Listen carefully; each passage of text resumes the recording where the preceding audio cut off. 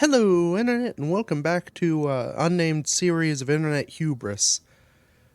So, something to note first and foremost, the thing I'd sort of been basing my whole plans on with the whole economy side of space engineers, apparently what I was thinking of was a mod. So in light of that, I've changed the ship a little bit. So, what you remember before, and I probably should have watched the recording of the last episode to know what you would remember before, but it wasn't this. It was very different, and one of the more notable features was it had a big ol' mag block back here. I've gotten rid of that because the sort of cargo container shipping pod things I was thinking of don't actually exist in the vanilla game. That's the mod part. So I've decided instead of a space truck, we're a space postal van. I have modified the ship accordingly. And I've also added a few things. So we have one battery here, one battery here that's extra, so we have 4 batteries. Obviously the paint job. I changed out these thrusters because I thought these looked a little more industrial. And instead of the, well, there's a roof, that's new. And instead of the space saver blocks to hold the room for the jump drive, I've made this, because it's now fully enclosed, it's just kind of empty.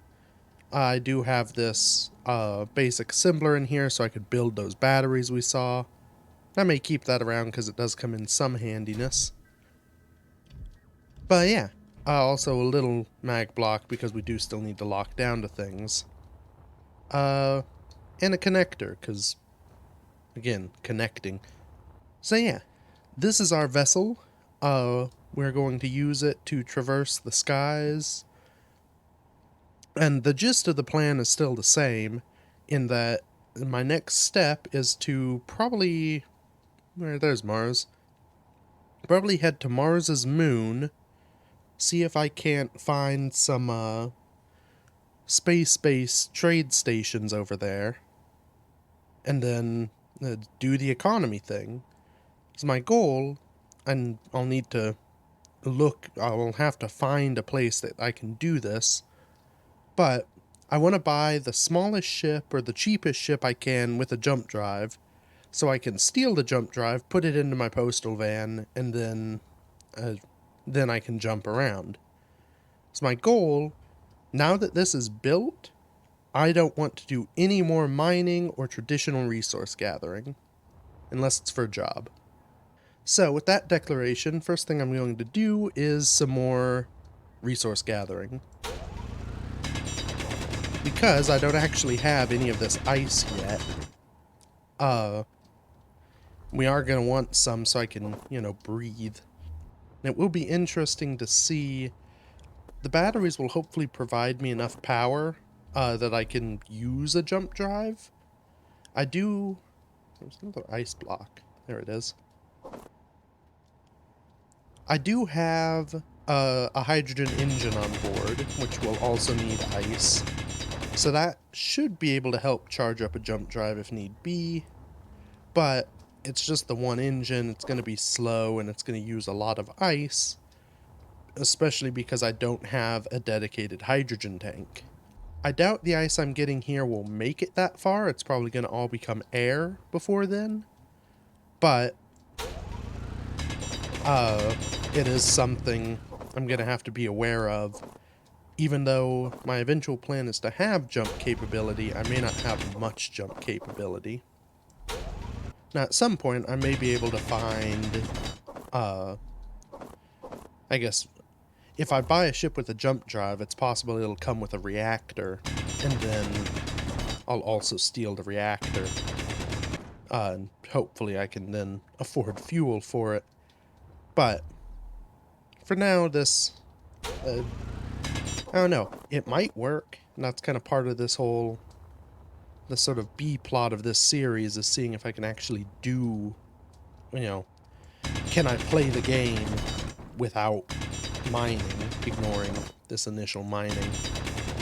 Let's turn on our headlights, turn on the O2H2 gen, gyro, thrusters. And try not to hit that rock.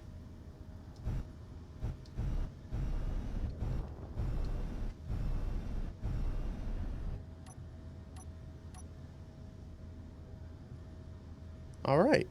Gotta say, especially when you can't quite see the cockpit distinct from the blocks. This really does look like the illusion works pretty well. This just being a giant post-delivery van. So now, we get up to speed and coast at that moon, and in like 2 weeks, we'll be there. That's the big downside of not having a jump drive yet. I'm roughly closer to Mars than Earth, but it's not much.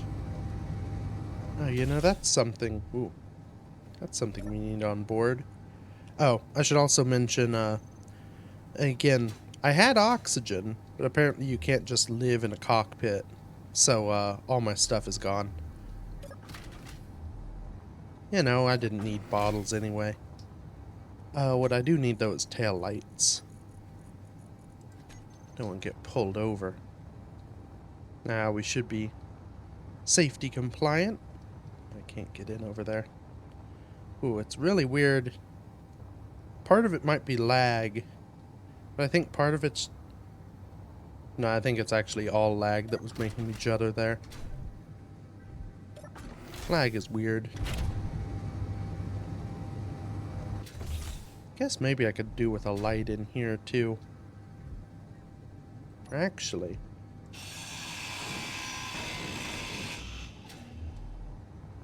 So I have this little... Yeah, I have this vent. Do I do a second vent? Maybe I just move this vent. Nah, maybe not. So I put that there to kind of give a little more depth to the flat roof. And I think if I have a second one, mainly to add light, I could do a window, but I don't have the parts for a window. And I do have the parts for one of these things. Yeah, and 2 of them. I wish there were a proper half block that did this. Let me see if there's a proper half block that does this. There aren't any of these scaffoldy bits.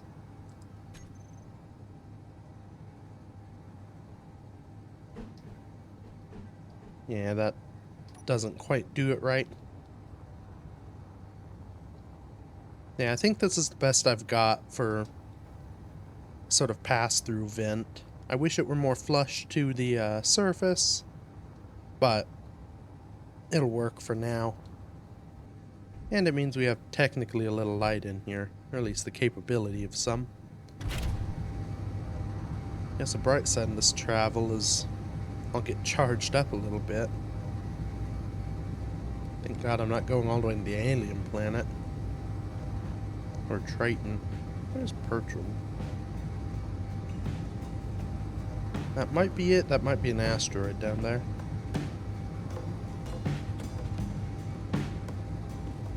Hard to say.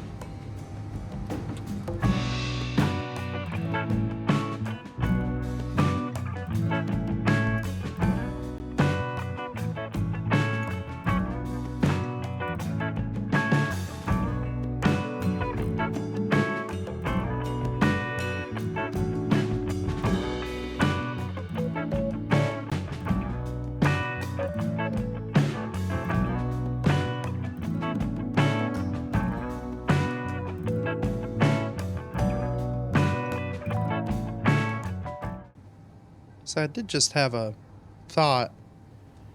You know, all this is kind of armored up. I guess someone could just grind the cockpit and take over. But they could also come right up to the back, come right in the back, and grind down the survival kit. Probably not ideal. So I think what I'm going to do, just, you know,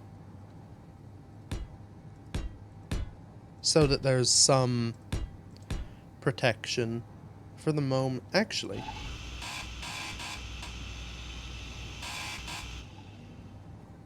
if I do this, because I have these lights here, I can place these out like that, and then I have a rear door. Ooh.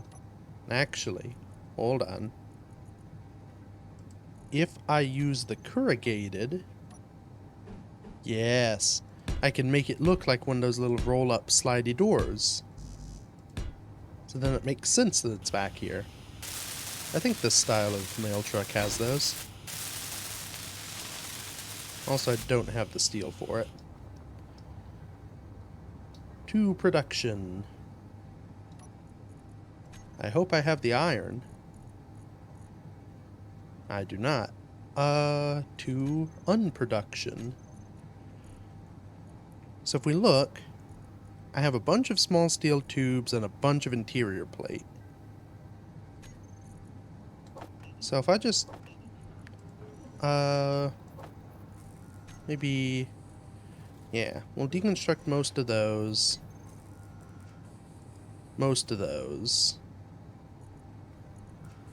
That'll get me some steel back. Yeah. So then I should have what I need to produce some steel plate. And it's probably good, even though it's kind of power wasteful to break stuff down and then rebuild it. I think it'll be good to break stuff down, keep it as raw material, because then I have raw materials, which is something I lack. And I can turn them into whatever equipment I need. In theory, as long as I park intelligently, I shouldn't have much of an issue with power because it'll charge up when I'm off the server. Considering I can shut pretty much everything but the survival kit down, including oxygen, because I'll just die anyway. That should work well. Something I did just think of. So, this ship is ion only. I don't intend to add any other equipment to it. But the moon I'm currently vectored to miss.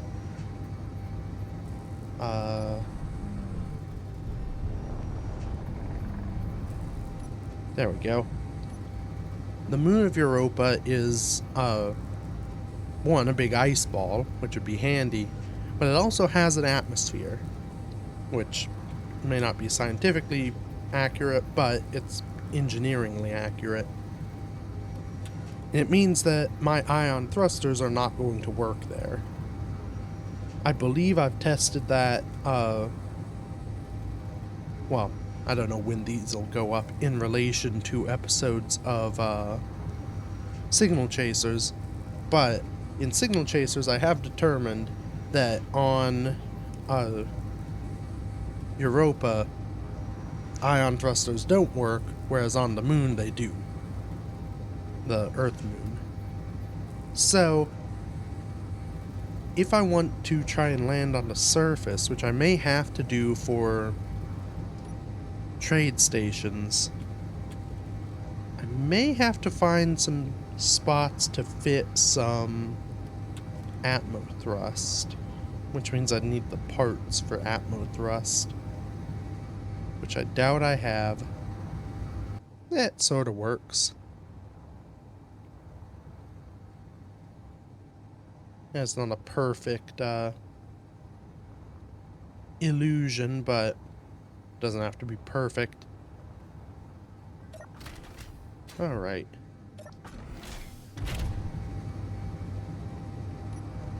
On we go again.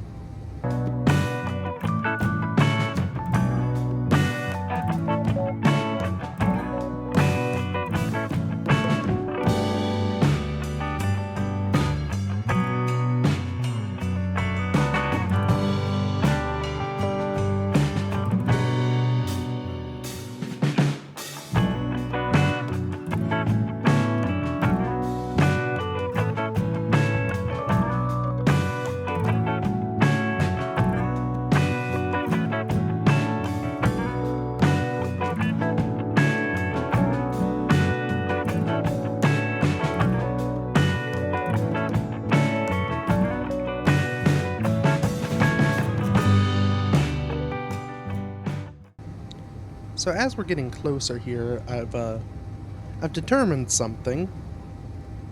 You may notice that little white ball is bigger, but not as big as the big orange ball in front of it. And there lies my problem. I'm on the far side of Mars. So I think what I need to do here, I'm going to vector off. Yeah, let's go this way.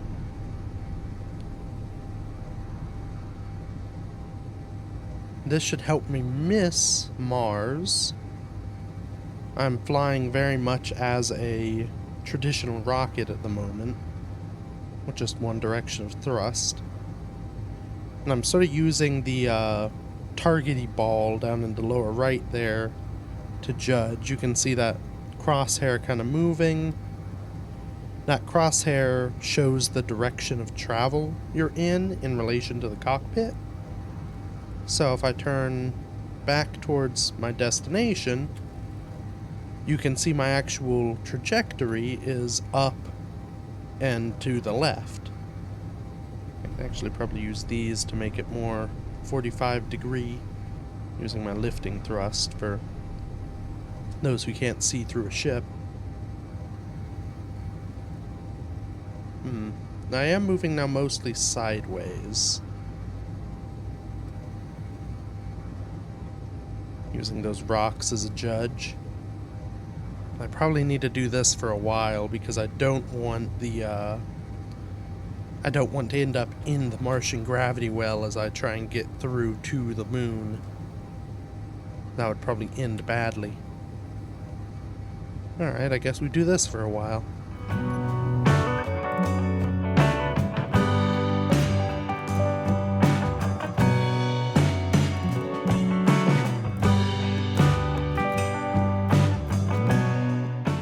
So I just realized something I could do that would be smarter than careening blindly upwards.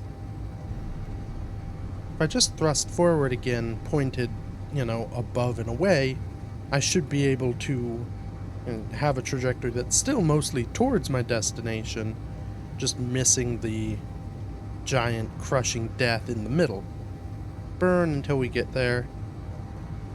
Conveniently, because Space Engineers has a speed limit, if you just hold a direction of thrust, you actually slow down in the other directions. Now, I've not tried this without any thrusters, but I assume it would work in any situation. You can see my thrust is now mostly straight again. In fact, they're probably pretty much dead even straight. And I had dampeners off doing that. That's very slow, of course, but unlike in space, where you just, I guess eventually, in real physics, you would add so much velocity in your direction of thrust that the velocity you had in the other direction is kind of a moot point. But in reality, you'd just be adding you would be adding velocity in a different direction, so you'd still be traveling in both directions. Space Engineers doesn't quite do that the same.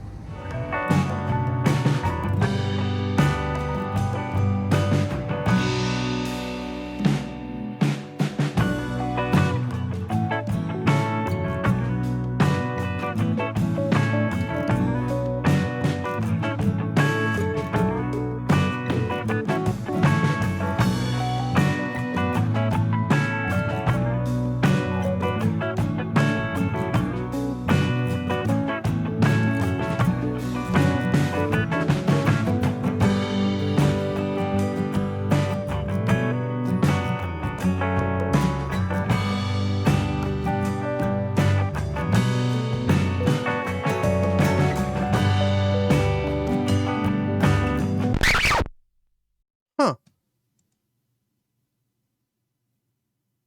Well, that's not ideal. Okay. Still alive. Still careening. I guess they don't appreciate, sub-FTL travel.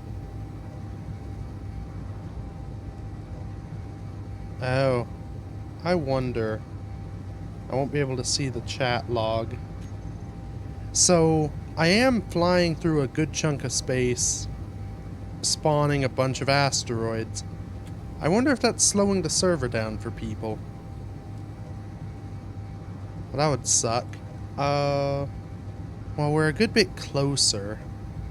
I could try doing this when no one else is here, so it's not as big of a problem. I assumed that I was kicked for, lack of movement. Because I'm basically just sitting here careening at max speed. Guess I can fire thrusters every so often. Well, there may be the first flaw in this system, is that at least on a public server, doing this may impose a performance penalty. There are a lot of people on. I have noticed as well, I'm not on the far side of the moon, it's just that the moon is much smaller than it looked from a distance. And this is kind of a bummer. I hope to be able to get there. But if I'm causing problems for people, maybe I should just vector off, park on one of these asteroids, and continue this.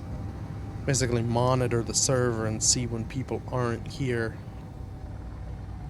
Yeah, now in theory, once I leave render range of the asteroid, you'd think that would clear stuff up.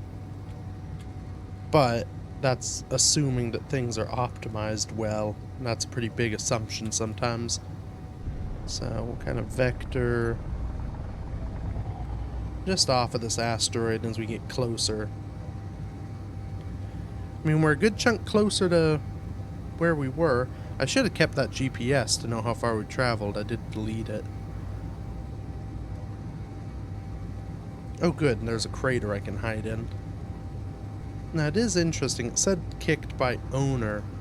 I'm pretty sure that's an automated thing, so it probably was a, not quite trash cleanup, but it detected that I'd basically been idle, traveling in a straight line for forever, and figured I wasn't actually a person, when in reality I was. I'm just stubborn. If there's ice could be handy.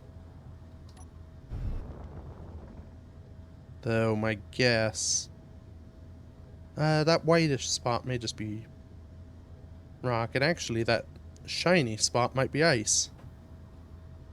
There's a lot of shiny, so that may just be shiny rock. Yeah, that silvery bit looks like something. Headlights on. Not that they do much, because they aren't real headlights.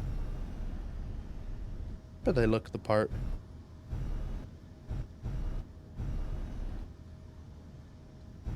Yeah, I guess I'll just kind of duck in here a bit, dock up.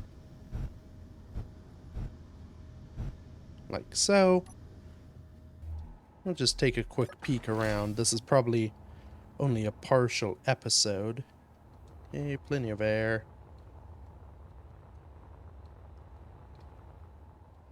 Yep, you are indeed magnesium. This is just shiny. And not looking to be much more value here.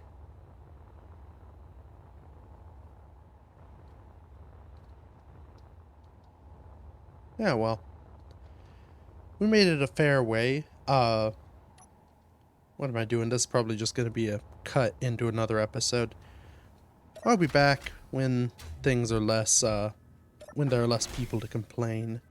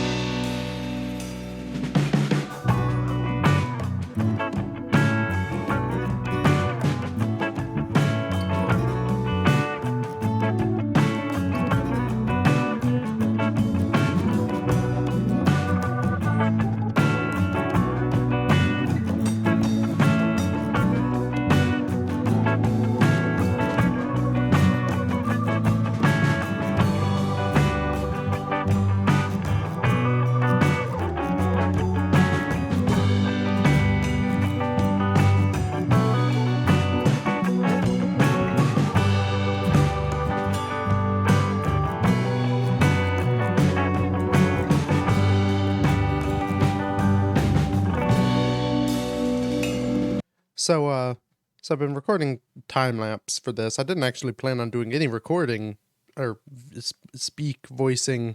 See, normally I prepare for this sort of role instead of sounding like a blubbering idiot. Who am I kidding? But as you can see on your screen, there is a marker about 193 kilometers out. I'm not in the right window. There we are, window. Yeah, so those familiar with my quarry, as it were, probably recognize the name of that beacon. So that gives me a good sign, though I would be willing to bet that is someone else. Yeah, I guess I'm on the right track. I do just want to say, sublight travel sucks. Like, I've been at this for, I mean, there was the first day, which was like an hour and a half or 2 hours of recording. I've only been on this recording for about 40 minutes. Consequently, you may have noticed in that time-lapse little bursts of movement to try and keep the auto mods from thinking that I am a robot, even though I'm behaving even more like a robot. I'm just watching stuff while I coast, because, you know, nothing of particular interest will happen, I'm sure. We are a lot closer. We're still... Well, so...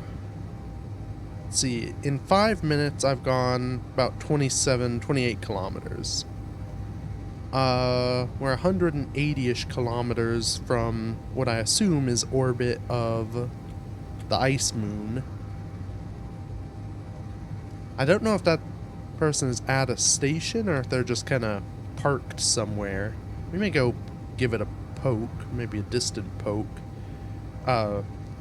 Again, as is common for my server-based shenanigans, I have no weapons or means of defense. This time I don't really even have speed.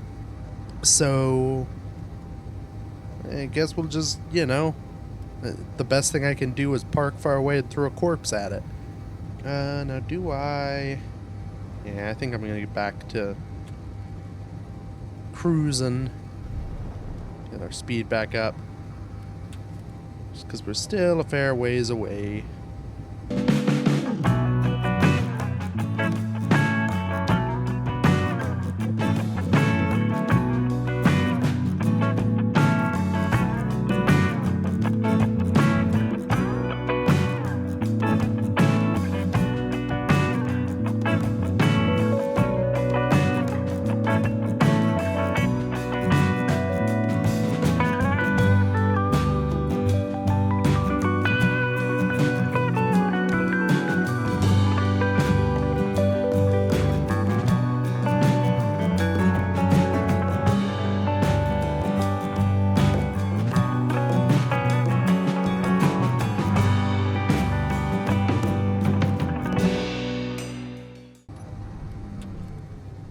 Okay, so unfortunately, we're about 100 kilometers probably from destination.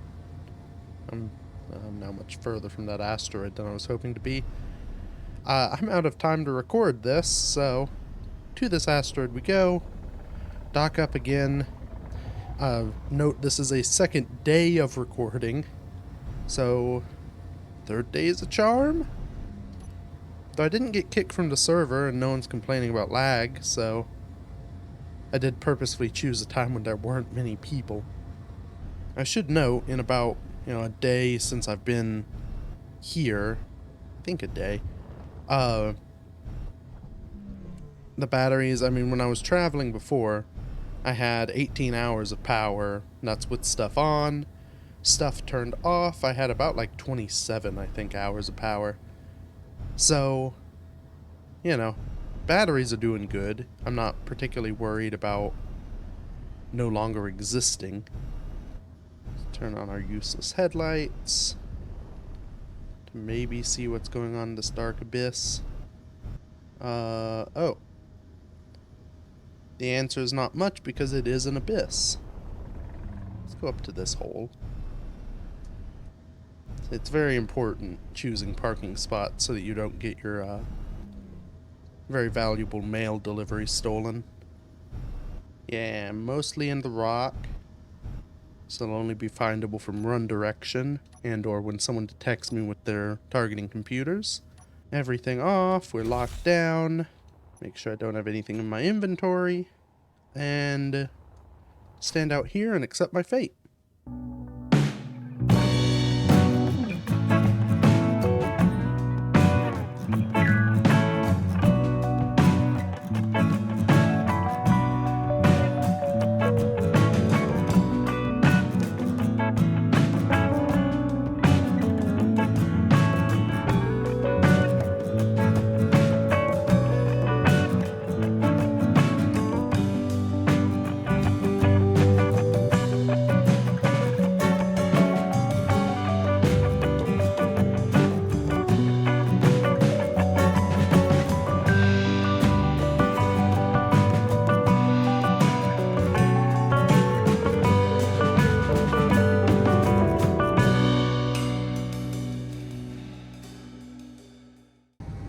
Oh.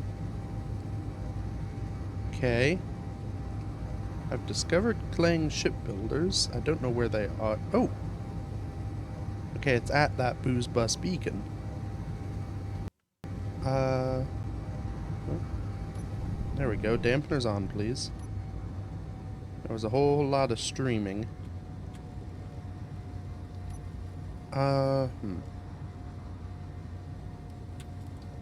Well, I have no perspective of how long this episode's gonna be. I can always edit things. Let's go check these guys out. See if we can't get a job. I don't necessarily have the time at the moment to, you know, do a job. I don't have time to record a full episode. But this is only like a third of an episode. Be it an episode that's taken like, I'll have to see the final count, but it's probably 2 hours of filming, 2.5, 3. Spread over like a week and a half. I can definitely recommend if you're gonna try this maneuver for yourself. I don't know. Honestly, I think it would probably be best to start on like a moon, rush a bare basic like little One Direction rocket ship out of the survival kit, and then just try and get to a station and go from there. Because having to travel, you know, many kilometers to get to just the place where you can start trying to do an economy-only run, makes it a little tricky. Admittedly, I have 4 full batteries now because of that journey and the time in between. Well, I think 2 of my batteries are half full, but, you know. I've got juice for days, which is good. Now, I think it said that this was Clang Shipbuilders? I'd assume that's what the SB stands for. So, this is a good place to find first, because that's what I need, is the sort of shipwright, you know, dry docky place where I can buy a thing with a jump drive. Now, I have looked recently. Ooh, there's something floating off there. Anyway, I have looked recently, and the cost of ships is rather high. So we're gonna see if I can actually afford it. We're also gonna see if I get shot here.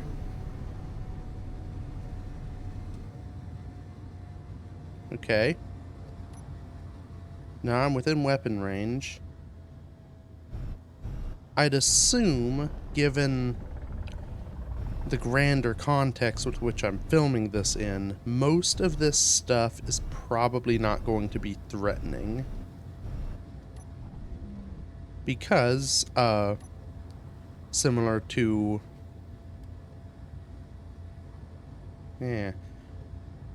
Jump section. Similar to other stuff I've been doing, my quarry has gone with a pacifist route. So, hopefully, everyone else who's kind of in the same journey is going a pacifist route as well. Well, so that's the thing that it claimed to be. I won't read that because that message probably isn't for me. But let's come down here, dock at the platform. Should be able to just mosey right up to it.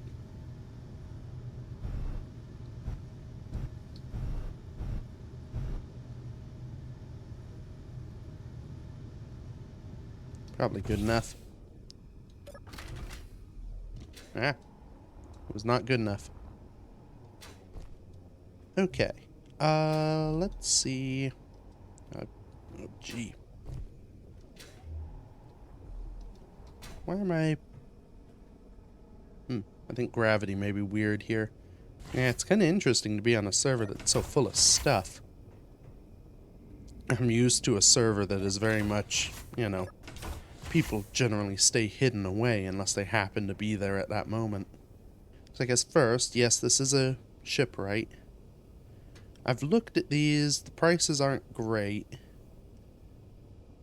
I can't remember. It should say if they have jump capability. I don't think this one does.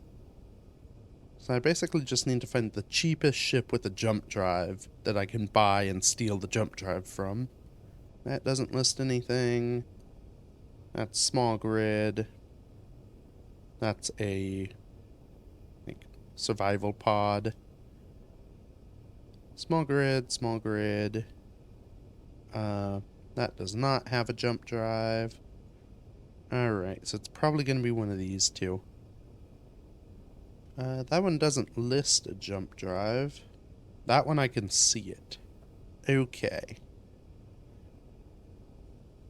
So it's going to be this blue ambassador, for which I need 184 million credits.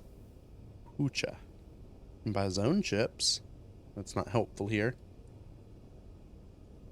Alright. Well, so I have 10,000 credits. Let's see what jobs there are.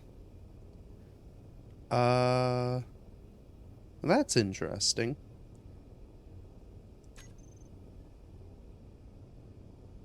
So, these involve repairing things. But that would require equipment. But that would require components, which I don't have. There's a bounty. Oh, here we go. Hauling contract. Ooh. 6,500 kilometers. So this is going to be the big issue here. All of the sort of hauling cargo things tend to involve distance, which I can't travel very quickly. So, like, that distance, I don't think I physically could travel at Sublight in that time. Oh, now this could be something, though. A search contract. Oh, well, no, they don't tell me where the GPS is. So I have 23 minutes, and it will be within that distance of the GPS. Which would mean my targeting thing, the targeting computer, would probably detect it. I don't know if I can get to that GPS. Anyway, so there's only one hauling contract, and it's a bit too far away for me to do. Also, I'm guessing I put down that collateral, and I don't have that money in collateral yet. I think what I may do here... Let's head back out. I've made it here to the station. That was kind of the big thing. So maybe I leave now, go to... That looks like an asteroid, or... I may choose one slightly off. But... head out to somewhere that isn't here. And, lay low as I do. And then, hopefully, when I come back, the tasks will have reset, and maybe I'll have one that's a little bit easier for me to do. Yeah, that's going to be the big issue is, I mean, really this is sort of, I guess, end game stuff. They expect you to at least have a jump drive. I suppose there was that jump section thing. I could steal from them, but that seems unsporting. So, yeah, I think we'll come back, hope for easier contract, and, I mean, that'll be the big decider is if I can't get a job and do it, this whole idea doesn't really work. So yeah, as we float away off towards, there's probably an asteroid somewhere over here, we'll go ahead and call this very long to record episode that might only be like 10 minutes. We'll call it here. If it's 10 minutes, I may not call it here, and I may have pinned it on to another episode, but yeah, I don't know that. So, thank you everybody so much for watching. Feel free to become a member with the join button, or just, like and subscribe for more of the whatnots. Until next week, bye-bye.